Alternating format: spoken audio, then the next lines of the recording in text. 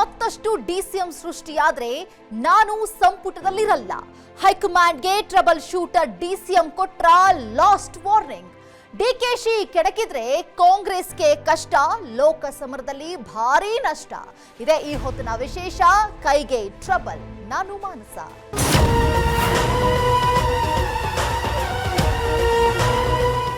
ಲೋಕಸಮರ ಸದ್ಯ ರಾಜ್ಯ ಬಿಜೆಪಿ ಹಾಗೂ ಕಾಂಗ್ರೆಸ್ ಪಾಲಿಗೆ ಪ್ರತಿಷ್ಠೆಯ ಸಮರ. ಈ ಸಮರದಲ್ಲಿ ಗೆದ್ದು ಬೀಗಿದ್ರಷ್ಟೇ ಮುಂದೆ ಎರಡೂ ಪಕ್ಷಗಳಿಗೆ ದಕ್ಷಿಣದಲ್ಲಿ ಮತ್ತಷ್ಟು ಬಲ. ಹೀಗೆ ಎರಡೂ ಪಡೆಗಳು ಮಹಾಕಾಳಗದಲ್ಲಿ ಶತಾಯಗತಾಯ ಗೆಲ್ಲಲೇಬೇಕಾದ ಒತ್ತಡ ಹಾಗೂ ಸವಾಲನ್ನ ಎದುರಿಸ್ತಿರೋ ನಡುವೆಯೇ ಕಾಂಗ್ರೆಸ್ ಮನೆಯಲ್ಲಿ ಹೆಚ್ಚು ಡಿಸಿಎಂ ಕೂಗು ಮಾರ್ಧನಿಸುತ್ತಿದೆ. ಅದರಲ್ಲೂ ಇದು ಕೈಪಾಳ್ಯದ ಟ್ರಬಲ್ ಶೂಟರ್ಗೆ ಸಾಕಷ್ಟು ಇರಿಸು ಮುರಿಸು ತಂದಿಟ್ಟಿದ್ದು ಕಾಂಗ್ರೆಸ್ ಮನೆಯಲ್ಲಿ ಇದೇ ಸಂಗತಿ ಅಕ್ಷರಶಃ ಕೋಲಾಹಲವನ್ನ ಸೃಷ್ಟಿಸಲಿದ್ಯಾ ಎಂಬಂತಾಗಿದೆ. ಆ ಬಗ್ಗೆ ಒಂದು ಸ್ಪೆಷಲ್ ರಿಪೋರ್ಟ್ ಇಲ್ಲಿದೆ.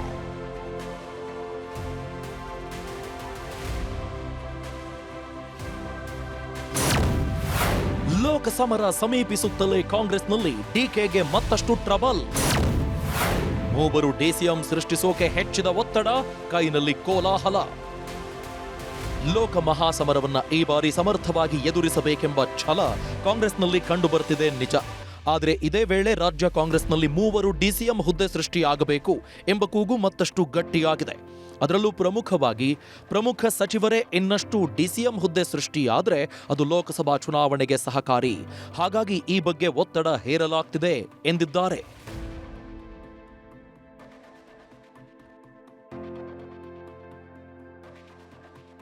ಈ ವಿಚಾರದಲ್ಲಿ ಇತ್ತೀಚೆಗಿನ ಬೆಳವಣಿಗೆಗಳು ಡಿಕೆಶಿ ಪಾಲಿಗೆ ಸಾಕಷ್ಟು ಸವಾಲಾಗಿ ಪರಿಣಮಿಸಿವೆ. ಸಿದ್ದು ಆಪ್ತ ಬಣದ ಸಚಿವರ ಈ ಒತ್ತಡ ತಂತ್ರ ಕಾಂಗ್ರೆಸ್ ಟ್ರಬಲ್ ಶೂಟರ್ ಡಿಕೆಗೆ ಭಾರೀ ಟ್ರಬಲ್ ತಂದಿಡುವಂತೆ ಕಾಣ್ತಾ ಇದೆ. ಲೋಕಸಭಾ ಚುನಾವಣೆ ಸಿದ್ಧತೆ ನಡುವಲ್ಲೇ ರಾಜ್ಯಕ್ಕೆ ಹೆಚ್ಚಿನ ಉಪಮುಖ್ಯಮಂತ್ರಿ ಸ್ಥಾನಕ್ಕಾಗಿ ಸಂಪುಟ ಸಚಿವರು ಸೇರಿದಂತೆ ಹಲವು ನಾಯಕರು ಪಟ್ಟು ಹಿಡಿದಿದ್ದು, ಇದರಿಂದಾಗಿ ಕಾಂಗ್ರೆಸ್ಸಿಗೆ ಹೊಸ ತಲೆನೋವು ಶುರುವಾಗಿದೆ. ಬೆಂಗಳೂರಿಗೆ ಆಗಮಿಸಿರುವ ರಾಜ್ಯ ಕಾಂಗ್ರೆಸ್ ಉಸ್ತುವಾರಿ ರಣದೀಪ್ ಸಿಂಗ್ ಸುರ್ಜೇವಾಲಾ ಮುಂದೆ ಸಿದ್ದರಾಮಯ್ಯ ಸಂಪುಟದ ಸಚಿವರು ಸೇರಿದಂತೆ ಪಕ್ಷದ ಹಲವು ನಾಯಕರು ಹೆಚ್ಚುವರಿ ಉಪಮುಖ್ಯಮಂತ್ರಿ ಹುದ್ದೆಗಾಗಿ ಬೇಡಿಕೆ ಇಟ್ಟಿದ್ದಾರೆ. ಹೆಚ್ಚುವರಿ ಡಿಸಿಎಂ ಹುದ್ದೆಯ ಅಗತ್ಯದ ಕುರಿತು ಹೈಕಮಾಂಡ್ಗೆ ತಿಳಿಸುವಂತೆ ಸುರ್ಜೇವಾಲಾ ಅವರ ಬಳಿ ಆಗ್ರಹಿಸಿದ್ದಾರೆಂದು ತಿಳಿದು ಬಂದಿದೆ.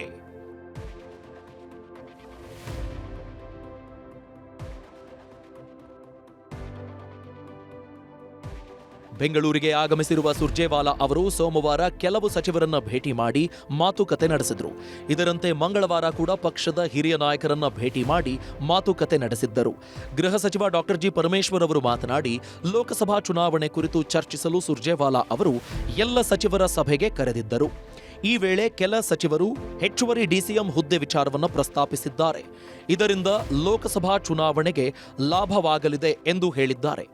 ಈ ವಿಚಾರವಾಗಿಯೇ ನಾವು ಸುರ್ಜೇವಾಲಾ ಅವರು ಸಭೆ ನಡೆಸಲಿಲ್ಲ. ಚುನಾವಣಾ ಸಿದ್ಧತೆ ಚರ್ಚೆ ವೇಳೆ ಈ ವಿಚಾರವು ಪ್ರಸ್ತಾಪಗೊಂಡಿದೆ. ಸಭೆ ವೇಳೆ ಸಲಹೆಗಳನ್ನು ನೀಡಬಹುದು, ಆದರೆ ಅಂತಿಮ ನಿರ್ಧಾರ ಹೈಕಮಾಂಡ್ಗೆ ಬಿಟ್ಟ ವಿಚಾರ ಎಂದು ಹೇಳಿದ್ದಾರೆ. ಕೆಲವರು ಹೇಳಿದ್ರು, ನೋಡಿ ಇನ್ನೂ ಸ್ಟ್ರೆಂಥನ್ ಮಾಡೋದಕ್ಕೆ ಇದು ಒಂದು ಭಾಗ, ಡಿಸಿಎಂ ಮಾಡೋದಿದ್ರೆ ನೀವು ಅನುಕೂಲ ಆಗುತ್ತೆ ಅಷ್ಟೇ ಪ್ರಸ್ತಾಪ ಮಾಡಿದ್ರು. ಅದಕ್ಕಾಗಿಯೇ ಏನು ಚರ್ಚೆ ಮಾಡಿಲ್ಲ. ಅದು ಹೈಕಮಾಂಡಿಗೆ ಬಿಟ್ಟಿರ್ತಕ್ಕಂಥದ್ದು. ಅದನ್ನು ನಾವು ಸಲಹೆ ಮಾಡ್ಬೋದು, ಸಲಹೆ ಮಾಡಿದ್ದಾರೆ ಕೆಲವರು. ಅದನ್ನು ಅವ್ರು ತಗೊಳ್ಳೋದು ಬಿಡೋದು ಅವ್ರಿಗೆ ಬಿಟ್ಟಿದ್ದು. ಅದನ್ನು ಅದರ ಸಾಧಕ ಬಾಧಕಗಳನ್ನು ನೋಡಿ ತೀರ್ಮಾನ ಮಾಡ್ತಾರೆ ಅಂತೇಳಿ ಅಭಿಪ್ರಾಯ ಕೆಲವ್ರು ಹೇಳಿದರು. ಅದನ್ನು ಅವರು ಹೈಕಮಾಂಡಲ್ಲಿ ಚರ್ಚೆ ಮಾಡ್ತೀವಿ ನಾವು ಅಂತ ಹೇಳಿದರು. ಶಾಸಕ ಬಸವರಾಜ ರಾಯರೆಡ್ಡಿ ಕೂಡ ಇದೇ ರೀತಿ ಬ್ಯಾಟ್ ಬೀಸಿದ್ದಾರೆ. ನೋಡಿ, ಉಪ ಮುಖ್ಯಮಂತ್ರಿ ಸ್ಥಾನ ಇದು ಕಾನ್ಸ್ಟಿಟ್ಯೂಷನಲ್ ಅಂದರೆ ಸಂವಿಧಾನಕವಾದಂಥ ಹುದ್ದೆ ಅಲ್ಲ, ಇದು ವೈಭವೀಕರಣದ ಹುದ್ದೆ, ಸೆರೆಮೋನಿಯಲ್ ಪೋಸ್ಟ್ ಇದು.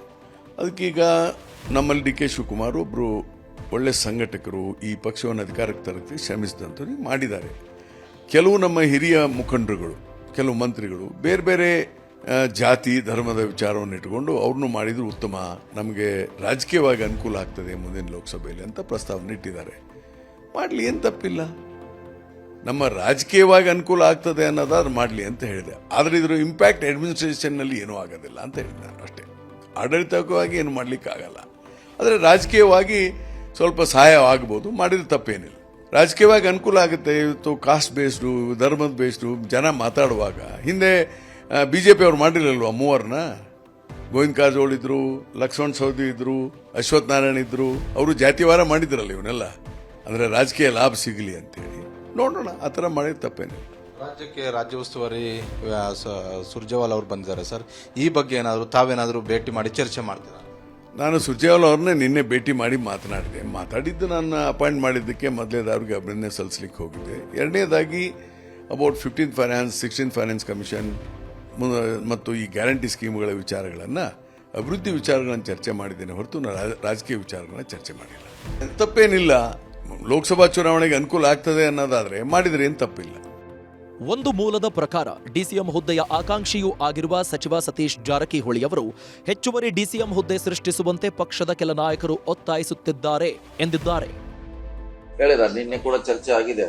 ಯಾಕಂದ್ರೆ ಇದಕ್ಕೂ ಸುಮಾರು ಜಾತಿಗಳ ಪ್ರಬಲವಾಗಿ ಕಾಂಗ್ರೆಸ್ ಪಕ್ಷ ಜೊತೆ ಗುರುತಿಸಿಕೊಂಡಿದ್ದಾವೆ, ಅವ್ರಿಗೂ ಕೊಡಬೇಕಾಗ್ತದೆ, ಅದಕ್ಕೆ ಹೈಕಮಾಂಡ್ ಹೇಳಿ ಅಂತ ನಿನ್ನೆ ಕಳಿಸಿ. ಸಂಭಾವ್ಯತೆ ಆಗೇನಿಲ್ಲ, ಅವ್ರು ಮಾಡಬೇಕಂತ ಅಷ್ಟೇ ಹೇಳಿದ್ರು, ಅಷ್ಟೇ ಅಂತೇನಿಲ್ಲ.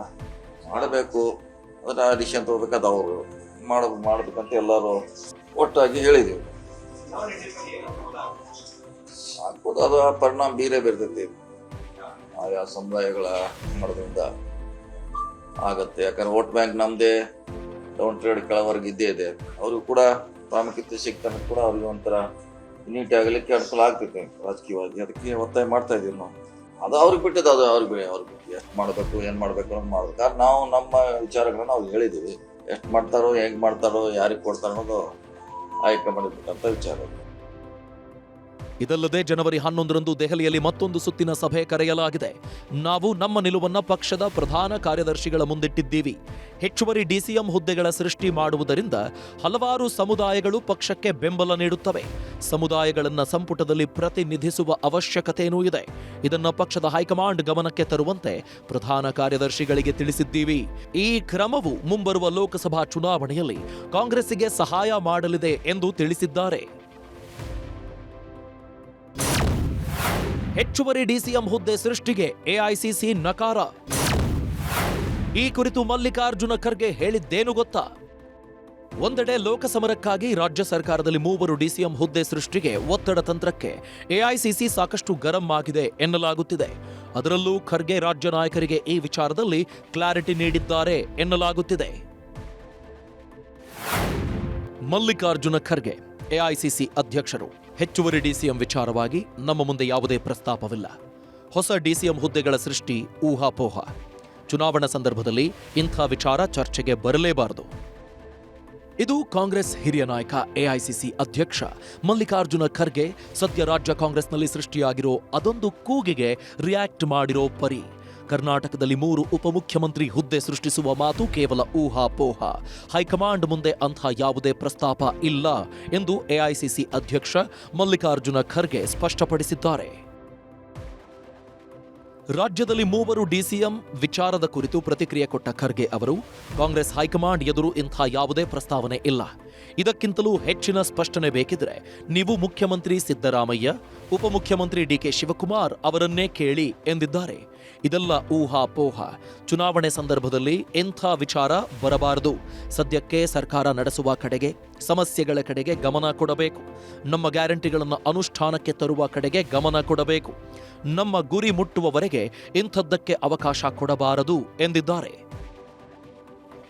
ಹೀಗೆ ಎಐಸಿಸಿ ಅಧ್ಯಕ್ಷರೇ ಸದ್ಯಕ್ಕೆ ಡಿಸಿಎಂ ಹುದ್ದೆ ಹೆಚ್ಚಿಸೋ ಕಡೆಗೆ ಯೋಚಿಸೋದು ಬೇಡ, ಏನಿದ್ರೂ ಮುಂಬರೋ ಲೋಕಸಮರ ಗೆಲ್ಲೋದು ಹೇಗೆ ಎಂಬ ಕಡೆಗಷ್ಟೇ ಗಮನ ಕೊಡಿ ಅನ್ನೋ ಮೂಲಕ ಸಿದ್ದರಾಮಯ್ಯ ಆಪ್ತರಿಗೆ ಪರೋಕ್ಷವಾಗಿ ಎಚ್ಚರಿಕೆಯನ್ನು ಕೊಟ್ಟಿದ್ದಾರೆ. ಇನ್ನು ನಮ್ಮ ಪಕ್ಷದ ರಾಷ್ಟ್ರೀಯ ಅಧ್ಯಕ್ಷರೇ ಈ ಬಗ್ಗೆ ಕ್ಲಾರಿಟಿ ಕೊಟ್ಟಿದ್ದಾರೆ. ಈ ಬಗ್ಗೆ ಮಾತನಾಡೋದೇ ಅರ್ಥವಿಲ್ಲ ಎಂದು ಕಾಂಗ್ರೆಸ್ ಹಿರಿಯ ನಾಯಕ ಎಚ್.ಕೆ. ಪಾಟೀಲ್ ಹೇಳಿದ್ದಾರೆ. ನಾನು ಆಕಾಂಕ್ಷಿನೂ ಆಗಿಲ್ಲ. ಈಗಾಗಲೇ ನಮ್ಮ AICC ಅಧ್ಯಕ್ಷರು ಒಂದು ಸ್ಪಷ್ಟವಾಗಿರ್ತಕ್ಕಂಥ ಹೇಳಿಕೆಯನ್ನು ಕೊಟ್ಟಿದ್ದಾರೆ. ಅಲ್ಲಿಗೆ ಆ ವಿಷಯ ಕ್ಲೋಸ್ ಆಯಿತು. ನಿನ್ನೆ ಸಾಯಂಕಾಲ ಮಲ್ಲಿಕಾರ್ಜುನ್ ಖರ್ಗೆ ಅವರು ಹೇಳಿಕೆ ಮಾಡಿದ್ದಾರೆ. ಆ ಹೇಳಿಕೆ ಆದಮೇಲೆ ಆ ವಿಷಯ ಕ್ಲೋಸ್ ಆಯಿತು ಅಂತ. ಯಾರೂ ಮಾತಾಡಬಾರ್ದು ಅಂತ ಸೂಚನೆ ಕೊಟ್ಟಿಲ್ಲ.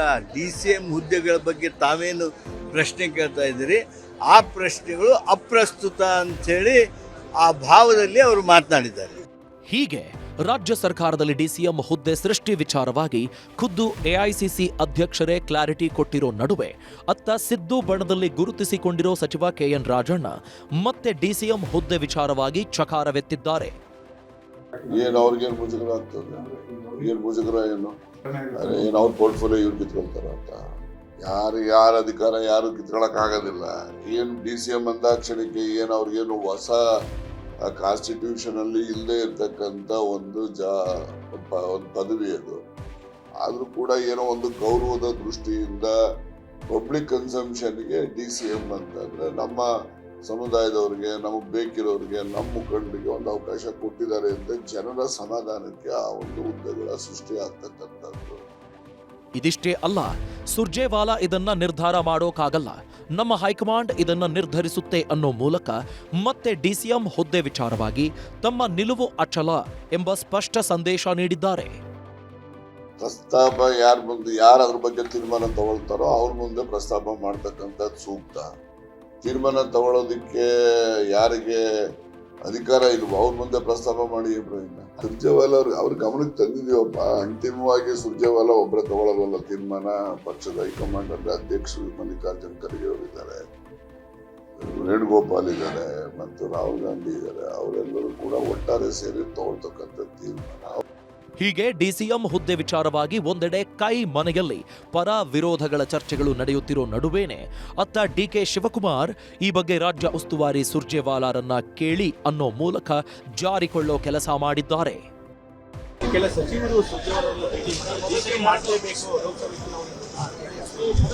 ಅವೆಲ್ಲ ಸುರ್ಜೇವಾಲಾ ಸಾಹೇಬ್ರು ಕೇಳಿ ನೋಡಿ.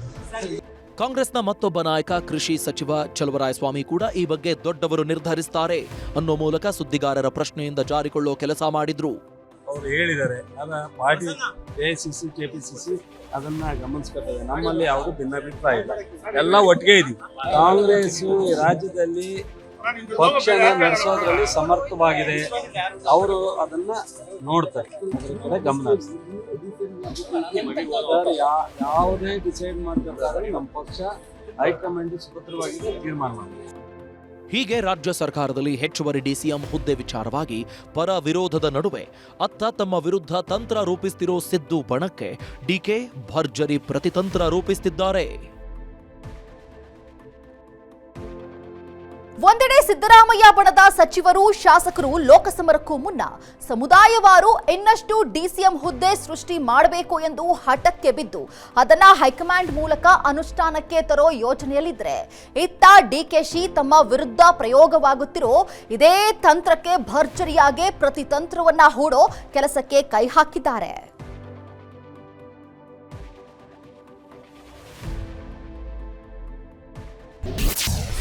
ಮೂರು ಡಿಸಿಎಂ ಹುದ್ದೆಗೆ ಒತ್ತಡ ಹಾಕ್ತಿರೋರಿಗೆ ಶಾಕ್ ಕೊಡ್ತಾರಾ ಡಿಕೆ?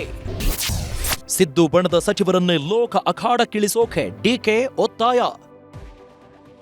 ಲೋಕಸಭಾ ಚುನಾವಣೆ ತಯಾರಿ ಹೊತ್ತಿನಲ್ಲಿ ರಾಜ್ಯ ಕಾಂಗ್ರೆಸ್ನಲ್ಲಿ 3 ರೀತಿಯ ಗೊಂದಲ ಸೃಷ್ಟಿಯಾಗಿದೆ. ಸಮರ್ಥ ಅಭ್ಯರ್ಥಿ ಲಭ್ಯರಿಲ್ಲದ ಕಡೆ ಚುನಾವಣೆಯಲ್ಲಿ ಸ್ಪರ್ಧಿಸಲು ಸಚಿವರು ಹಿಂದೇಟು ಹಾಕುತ್ತಿರುವುದು, ನಿಗಮ ಮಂಡಳಿಗೆ ಆಯ್ಕೆ ಮಾಡುವ ಸಂದರ್ಭದಲ್ಲಿ ನೈಜ ಕಾರ್ಯಕರ್ತರ ಕಡೆಗಣನೆ ಹಾಗೂ ಜಾತಿವಾರು ಉಪಮುಖ್ಯಮಂತ್ರಿ ಹುದ್ದೆ ಸೃಷ್ಟಿಸಬೇಕೆಂಬ ಪಟ್ಟುಗಳು ಹೈಕಮಾಂಡ್ಗೂ ಸವಾಲು ತಂದೊಡ್ಡಿವೆ.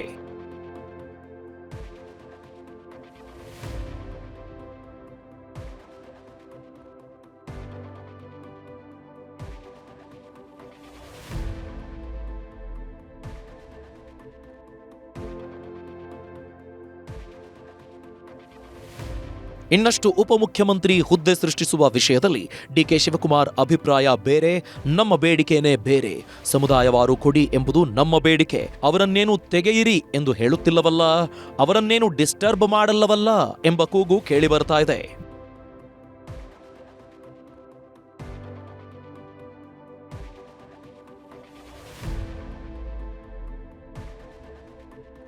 ಇದೆಲ್ಲವೂ ಅತ್ತ ಡಿಕೆ ಪಾಲಿಗೆ ಭಾರೀ ಸವಾಲೊಡ್ಡೋ ಸಾಧ್ಯತೆ ಎದುರಾಗಿಸಿತ್ತು. ಅಲ್ಲದೆ ಶತಾಯಗತಾಯ ಇನ್ನಷ್ಟು ಡಿಸಿಎಂ ಹುದ್ದೆ ಸೃಷ್ಟಿ ಆಗಲೇಬೇಕು ಎಂಬ ಹಠಕ್ಕೆ ಬಿದ್ದಿರೋ ಸಿದ್ದರಾಮಯ್ಯ ಬಣದ ಸಚಿವರಿಗೆ ಡಿಕೆ ಭರ್ಜರಿ ಶಾಕ್ ಕೊಡೋ ಯೋಜನೆ ರೂಪಿಸಿದಂತಿದೆ. ಲೋಕಸಭಾ ಚುನಾವಣೆ ಸಲುವಾಗಿ 28 ಸಚಿವರಿಗೆ ಕ್ಷೇತ್ರವಾರು ಹೊಣೆ ಹಂಚಿಕೆ ಮಾಡಿದ್ದರಿಂದ ತಾವು ಮುಂದಿನ ಚುನಾವಣೆಯಲ್ಲಿ ಅಭ್ಯರ್ಥಿ ಆಗಲ್ಲ ಎಂದು ನಿಟ್ಟುಸಿರು ಬಿಟ್ಟಿದ್ದ ಬಹುತೇಕ ಸಚಿವರಿಗೆ ಡಿಕೆಶಿ ಅವರ ಈ ನಡೆ ನುಂಗಲಾರದ ತುತ್ತಾಗಿದೆ.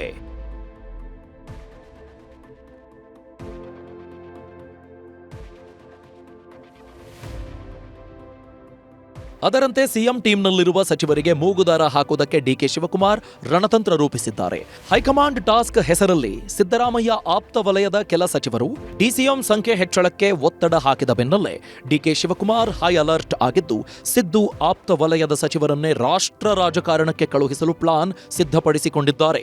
ಅದರಂತೆ 20ಕ್ಕಿಂತ ಹೆಚ್ಚು ಸ್ಥಾನ ಗೆಲ್ಲಬೇಕಾದರೆ ಸಚಿವರುಗಳೇ ಸ್ಪರ್ಧಿಗಳಾಗೋದು ಬೆಟರ್ ಎಂದು ಕಾಂಗ್ರೆಸ್ ಹೈಕಮಾಂಡ್ ಮುಂದೆ ಸ್ಪಷ್ಟವಾಗಿ ಡಿಕೆ ಶಿವಕುಮಾರ್ ತಿಳಿಸಿದ್ದಾರೆ ಎನ್ನಲಾಗುತ್ತಿದೆ.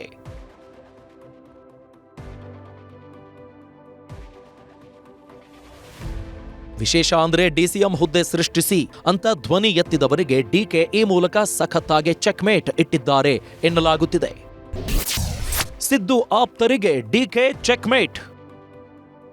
ಸಿಎಂ ಆಪ್ತ ವಲಯದಲ್ಲಿರುವ 4 ಸಚಿವರ ಹೆಸರು ಪ್ರಸ್ತಾಪಿಸಿರುವ ಡಿಕೆ ಶಿವಕುಮಾರ್ ಪ್ರಮುಖವಾಗಿ ಜಮೀರ್ ಅಹಮದ್, ಎಚ್.ಸಿ. ಮಹದೇವಪ್ಪ, ಕೆಎನ್ ರಾಜಣ್ಣ, ಸತೀಶ್ ಜಾರಕಿಹೊಳಿ ಹೆಸರುಗಳನ್ನು ಕಾಂಗ್ರೆಸ್ ಹೈಕಮಾಂಡ್ ಮುಂದೆ ಪ್ರಸ್ತಾಪಿಸಿದ್ದಾರಂತೆ. ಅದರಂತೆ ಸಿಎಂ ಸಿದ್ದು ಪರಮಾಪ್ತ ಡಾಕ್ಟರ್ ಎಚ್.ಸಿ. ಮಹದೇವಪ್ಪಗೆ ಚಾಮರಾಜನಗರ ಕ್ಷೇತ್ರ, ಸಿದ್ದರಾಮಯ್ಯ ಇನ್ನೋರ್ವ ಪರಮಾಪ್ತ ಸಚಿವ ಜಮೀರ್ಗೆ ಬೆಂಗಳೂರು ಕೇಂದ್ರ, ತುಮಕೂರು ಕ್ಷೇತ್ರದಿಂದ ಕೆಎನ್ ರಾಜಣ್ಣ ಅಥವಾ ಡಾಕ್ಟರ್ ಜಿ ಪರಮೇಶ್ವರ್, ಬೆಳಗಾವಿ ಕ್ಷೇತ್ರದಿಂದ ಸತೀಶ್ ಜಾರಕಿಹೊಳಿ ಕಣಕ್ಕಿಳಿಯಲಿ ಎಂದು ಡಿಕೆ ಶಿವಕುಮಾರ್ ಹೈಕಮಾಂಡ್ ಎದುರು ಪ್ರಸ್ತಾಪ ಮಾಡಿದ್ದಾರೆ ಎನ್ನಲಾಗುತ್ತಿದೆ.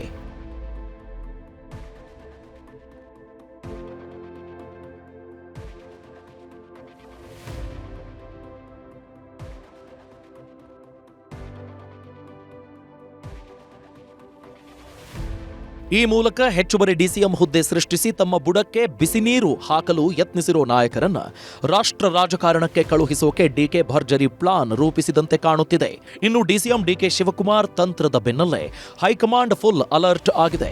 ಹಾಗಾಗಿ ಗುರುವಾರ ದೆಹಲಿಯಲ್ಲಿ ಹೈ ವೋಲ್ಟೇಜ್ ಮೀಟಿಂಗ್ ಕರೆದಿದೆ. ಅದರಲ್ಲಿ ಪ್ರಮುಖ ಸಚಿವರು ಹಾಗೂ ಕಾಂಗ್ರೆಸ್ ನಾಯಕರ ಸಭೆ ಲೋಕಸಭಾ ಚುನಾವಣೆಯಲ್ಲಿ ಅನುಸರಿಸಬೇಕಾದ ರಣತಂತ್ರಗಳ ಬಗ್ಗೆ ಯೋಜನೆ ರೂಪಿಸೋ ಕುರಿತು ಚರ್ಚಿಸಲಿದ್ದಾರೆ ಎನ್ನಲಾಗುತ್ತಿದೆ.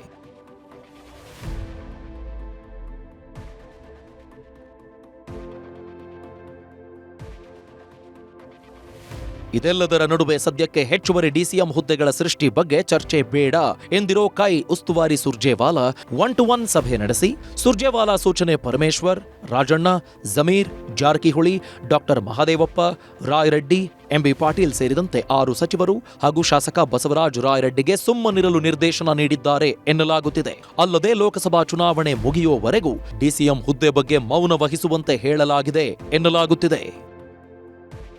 ಲೋಕಸಮರದ ನೆಪ ಒಡ್ಡಿ ಹೆಚ್ಚುವರಿ ಡಿಸಿಎಂ ಹುದ್ದೆ ಮೂಲಕ ಡಿಕೆ ಪ್ರಭಾವಕ್ಕೆ ಬ್ರೇಕ್ ಹಾಕೋಕೆ ಸಿದ್ದರಾಮಯ್ಯ ಬಣದ ನಾಯಕರು ತಂತ್ರ ರೂಪಿಸುತ್ತಿರೋ ನಡುವೆಯೇ ಅತ್ತ ಡಿಕೆಶಿ ಕಾಂಗ್ರೆಸ್ ಹೈಕಮಾಂಡ್ಗೆ ಫೈನಲ್ ವಾರ್ನಿಂಗ್ ಒಂದನ್ನ ನೀಡಿದ್ದಾರೆ ಎನ್ನಲಾಗ್ತಾ ಇದೆ.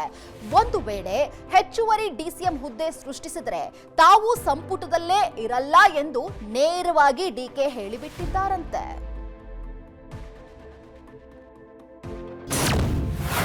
ಮತ್ತಷ್ಟು ಡಿಸಿಎಂ ಹುದ್ದೆ ಸೃಷ್ಟಿಯಾದ್ರೆ ಸರಿ ಇರಲ್ಲ. ಹಾಗಾಗಿದ್ದೇ ಆದ್ರೆ ತಾವು ಸಂಪುಟದಲ್ಲೇ ಇರೋದಿಲ್ಲ. ಹೈಕಮಾಂಡ್ಗೆ ಖಡಕ್ ಎಚ್ಚರಿಕೆ ಕೊಟ್ಟ ಡಿಕೆಶಿ. ಡಿಕೆಶಿ ತಮ್ಮ ವಿರುದ್ಧ ಹೆಚ್ಚುವರಿ ಡಿಸಿಎಂ ಅಸ್ತ್ರವನ್ನ ಝಳಪಿಸುತ್ತಿರೋ ಸಿದ್ದರಾಮಯ್ಯ ಬಣದ ನಾಯಕರಿಗೆ ಲೋಕಸಮರದ ಅಖಾಡಕ್ಕಿಳಿಯಲಿ ಅನ್ನೋ ಮೂಲಕ ಪವರ್ಫುಲ್ ಮಾಸ್ಟರ್ ಸ್ಟ್ರೋಕ್ ನೀಡೋದಕ್ಕೆ ಮುಂದಾಗಿದ್ದಾರೆ ನಿಜ.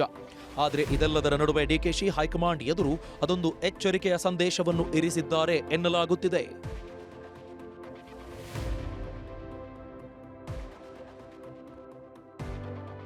ಒಂದು ವೇಳೆ ಸರ್ಕಾರದಲ್ಲಿ ಇನ್ನಷ್ಟು ಡಿಸಿಎಂ ಹುದ್ದೆಗೆ ಪ್ರಯತ್ನ ಮುಂದುವರೆದು ಕೊನೆಗೆ ಇನ್ನಷ್ಟು ಹುದ್ದೆ ಸೃಷ್ಟಿ ಆದರೆ ತಾವು ಸಚಿವ ಸಂಪುಟದಲ್ಲೇ ಇರಲ್ಲ, ತಮಗೆ ಮಂತ್ರಿಗಿರಿನೇ ಬೇಡ ಎಂಬ ಎಚ್ಚರಿಕೆ ನೀಡಿದ್ದಾರಂತೆ. ಒಂದು ವೇಳೆ ಲೋಕಸಮರಕ್ಕೂ ಮುನ್ನ ರಾಜ್ಯದಲ್ಲಿ ಹೈಕಮಾಂಡ್ ಇನ್ನಷ್ಟು ಡಿಸಿಎಂ ಹುದ್ದೆ ಸೃಷ್ಟಿ ಮಾಡಿದ್ರೆ ಅಲ್ಲಿಗೆ ಡಿಕೆ ಪ್ರಚಾರದ ಅಖಾಡದಿಂದ ಹಿಂದೆ ಸರಿಯೋ ಸಾಧ್ಯತೆ ಇದೆ.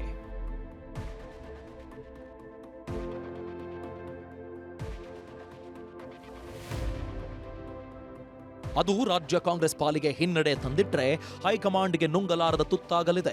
ಯಾಕಂದ್ರೆ ಡಿಕೆ ಶಿವಕುಮಾರ್ ಲೋಕಸಮರದಿಂದ ಅಂತರ ಕಾಯ್ದುಕೊಂಡ್ರೆ ಅಲ್ಲಿಗೆ ಅಂದುಕೊಂಡಂತೆ 20 ಅಲ್ಲ, ಜಸ್ಟ್ 1 ಅಂಕಿ ಗಳಿಸೋದು ಕೈಗೆ ಕಷ್ಟ ಆಗಬಹುದು. ಅಲ್ಲದೆ ಮುಂದೆ ರಾಜ್ಯ ಸರ್ಕಾರ ಉಳಿಯೋದು ಕಷ್ಟವಾಗಬಹುದು.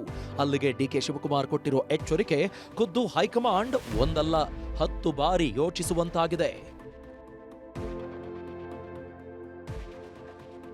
ಇದೆಲ್ಲದರ ನಡುವೆ ಅತ್ತ ಪರಿಸ್ಥಿತಿ ತಿಳಿಗೊಳಿಸೋಕೆ ಎಂಬಂತೆ ಉಸ್ತುವಾರಿ ಸುರ್ಜೇವಾಲಾ 3 ಡಿಸಿಎಂ ಹುದ್ದೆ ಸೃಷ್ಟಿಯ ಪ್ರಸ್ತಾಪವೇ ಇಲ್ಲ, ಈ ಬಗ್ಗೆ ಹೈಕಮಾಂಡ್ಗೂ ಯಾವುದೇ ಒತ್ತಡ ಇಲ್ಲ ಅನ್ನೋ ಮೂಲಕ ಸಿದ್ದು ಬಣಕ್ಕೆ ಟಾಂಗ್ ಕೊಟ್ಟಿದ್ದಾರೆ.